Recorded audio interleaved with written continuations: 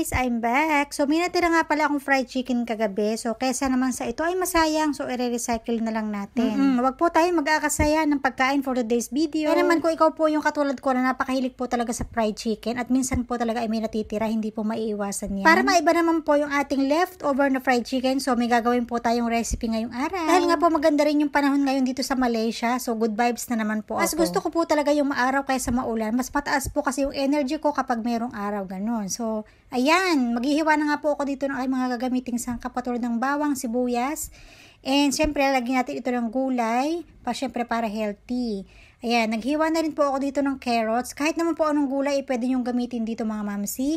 So, may natira nga rin po ako dito ng kangkong. Ayan, kaysa matuyo. So, hiniwa ko na rin po. At isasama natin po ito sa ating gagawing recipe. At naghiwa na nga rin po pala ako dito ng sili. Pero ito naman po ay optional lamang. So, ayan, wag na natin patagalin.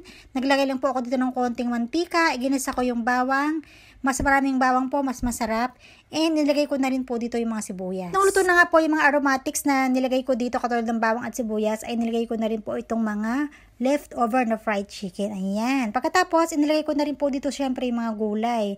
Inuna ko po inilagay dito yung kangkong kasi feeling ko ito yung mas matagal maluto. Gusto ko po kasi doon sa carrots ay medyo crunchy sa ng konti. At dahil nga po luto na yung kangkong, so tinimplahan ko na nga rin po pala ng 2 kutsarang oyster sauce. Una naman po ay nahulaan na ninyo kung ano po yung recipe na gagawin natin ngayong araw. Luto na nga po yung gulay, syempre nilagay ko na po dito yung bahaw or yung kanin lamig. O diba, walang masasayang na pagkain for today's video. Hinalo ko lang po ng kaunti yung kanin, pagkatapos ay inilagay ko na po dito yung mga carrots at tinimplahan ko na nga rin po pala ng konting pampalasa na chicken powder. Hindi ko na nga rin po pala dito yung mga sili. Pero ito naman po ay optional lang po naman mga mamsi. Kung may bata kayong kasama na kakain, ay wag nyo na pong lagyan ng sili. At ganoon lang po kadali, meron na po tayong masarap na chicken fried rice. Kain na po!